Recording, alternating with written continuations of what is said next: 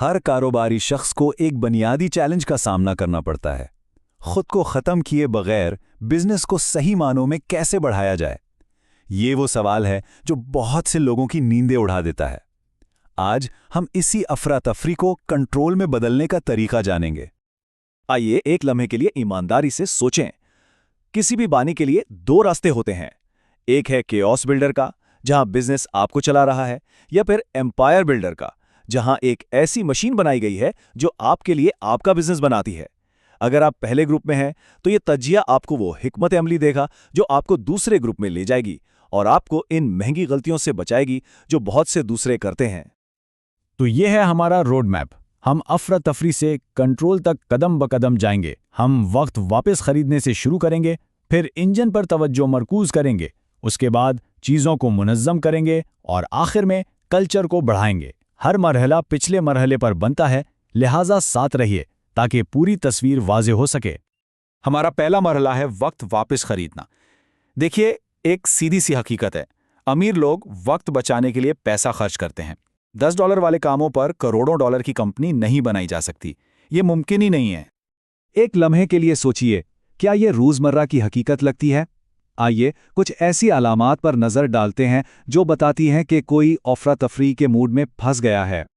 अगर अब भी हर चीज़ में शामिल होना पड़ता है, रात गए तक काम करना पड़ता है और ये यकीन है कि हमेशा के लिए यही करना पड़ेगा, तो मतलब आप फंस गए हैं। बिजनेस काम सौंपने की रफ्तार से ज़्यादा तेज़ी से नहीं बढ़ सकता। ये बिल्कुल ऐसा ही है जैसे कोई एक हाथ से रेस कार चला रहा हो और दूसरे हाथ से टायर बदल रहा हो। ये जीतने वाली हिकमत अमली तो बिल्कुल नहीं है। तो इस मसले को हल करने का फ्रेमवर्क क्या है? इसे कहते हैं बाईबैक लूप। पहला कदम, ऑडिट करें। 2 हफ्तों तक अपने वक्त का हिसाब रखें कि वो कहाँ जा रहा है। दूसरा कदम, मुंतकिल करें। जो काम तवानाई खत्म करते हैं और कम लागत वाले हैं उन्हें किसी और को सौंप दें। और तीसरा कदम, भरें। इस नए वक्त को उन कामों में लगाएं जो ज़्यादा पैसा कमा कर दें। ये एक अहम तस्वुर है जो फैसले करने का अंदाज बदल देगा। आपकी बायबैक रेट, ये वो रकम है जो अपने वक्त का 1 घंटा वापस खरीदने के लिए खर्च करने को तैयार होना चाहिए। ये काम सौंपने के फैसलों से जज्बात को हटाकर इसे सीधा सीधा रियाजी बना देता है। इसका हिसाब लगाना हैरत अंगेज तौर पर आसान है। पिछले साल की कुल आमदनी लें, इसे 2000 से तकसीम करें जो औसत काम के घंटे हैं। इससे आपको फी घंटा की शरह मिलेगी। फिर उस रकम को 4 से तकसीम कर दें। यह है आपकी बाईबैक रेट। चलिए एक मिसाल देखते हैं। अगर आमदनी $1,00,000 है तो बायबैक रेट $12.5 फी घंटा होगी। इसका मतलब है कि कोई भी काम जो इससे कम में किया जा सकता है वो किसी और को सौंप देना चाहिए। ये आपके वक्त पर 4 गुना मुनाफा है। तरक्की को तेज करने का यही तरीका है। ठीक है, तो अब जबकि हमारे पास सांस लेने की जगह है, अगला मरहला इस वक्त को सही चीजों पर मरकूज करना है। हम अफरा तफरी वाली सरगर्मी से निकलकर एक काबिल पेशेनगोई ग्रोथ मशीन बनाने की तरफ बढ़ रहे हैं। ये बात इस मरहले के बुनियादी मसले को बिल्कुल ठीक बयान करती है। कारोबार के शुरू में हर मौके को हाँ कहा जाता है, लेकिन जब आप बढ़ने लगते हैं तो यही हाँ कहना आपको तोड़ देता है। याद रखें, सादा चीजें बढ़ती हैं, पेचीदा नाकाम होती हैं। तो अपनी सबसे काबिल तौसी पेशकश कैसे तलाश की जाए? इस वैल्यू क्रिएशन वेन डायग्राम का इस्तेमाल करें। 3 चीजों का संगम तलाश करना है। ग्राहक किस चीज की सबसे ज्यादा कद्र करते हैं और उसके लिए ज्यादा कीमत देने को तैयार हैं। आपकी टीम क्या बेहतरीन करती है और कौन सी पेशकश सबसे ज्यादा मुनाफा बख्श है। जहां ये तीनों चीजें मिलती हैं वही आपकी काबिल तौसी पेशकश है। एक बार जब आपके पास अपनी पेशकश हो जाए तो एक काबिल पेशगोई ग्रोथ इंजन बनाना जरूरी है। इसके 3 स्तून हैं। इनबाउंड, जो ग्राहकों को आपकी तरफ खींचता है, आउटबाउंड, जहां आप खुद मुतालबा पैदा करते हैं, और पार्टनर्स, जहां आप दूसरों के सामीन का फायदा उठाते हैं। जब ये तीनों मिलकर काम करते हैं तो आमदनी रोलर कोस्टर की तरह नहीं रहती। ठीक है, अब मजबूत सिस्टम बनाने और लीडर्स को तैयार करने का वक्त आ गया है ताकि आप खुद रुकावट ना बने। नए ग्राहकों को हासिल करने का कोई फायदा नहीं अगर आपका डिलीवरी सिस्टम टूटा हुआ है और वो खामोशी से चले जाते हैं।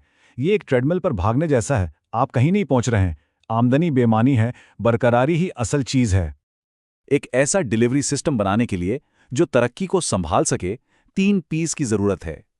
प्लेबुक्स, जो मुस्तकिल मिजाजी के लिए कैसे की वजाहत करती हैं। पीपल, यानी लोग, जो नताइज के मालिक होते हैं, सिर्फ काम नहीं करते। और प्लेटफॉर्म्स, यानी टेक्नोलॉजी, जो कारकर्दगी को बढ़ाती है। जब तक हर फैसला आपके जरिए होता है, आप ही रुकावट हैं। असल तरक्की तब शुरू होती है जब दूसरों को मौसर तरीके से काम सौंपकर बाइख्तियार बनाया जाता है। ये करने का एक जबरदस्त तरीका है 131 उसूल। जब कोई आपके पास आए तो उनसे पूछें, एक मसला क्या है, आपने किन 3 मुमकिन हलों पर गौर किया है और आपकी एक सिफारिश क्या है। ये टीम को सिखाता है कि वो खुद मसाइल हल करें और 99% वक्त वो आपके बगैर ही सही फैसले पर पहुंच जाएंगे। हमारा आखिरी मरहला कल्चर को बढ़ाना है। ये कोई नर्म महारत नहीं है, ये तरक्की के लिए एक जबरदस्त ताकत का जारिब है। कल्चर के बारे में सोचने का बेहतरीन तरीका यह है कि यह कशिश शकल की तरह है। आप इसे देख नहीं सकते, लेकिन यह हर चीज को अपनी तरफ खींचती है। अगर कल्चर मजबूत है तो यह बेहतरीन लोगों को अपनी तरफ खींचता है और उन्हें रोके रखता है। अगर यह कमजोर है तो बेहतरीन लोग आहिस्ता आहिस्ता दूर हो जाते हैं। तो एक मजबूत कल्चर कैसे बनाया जाए? इस सादा फ्रेमवर्क का इस्तेमाल करें।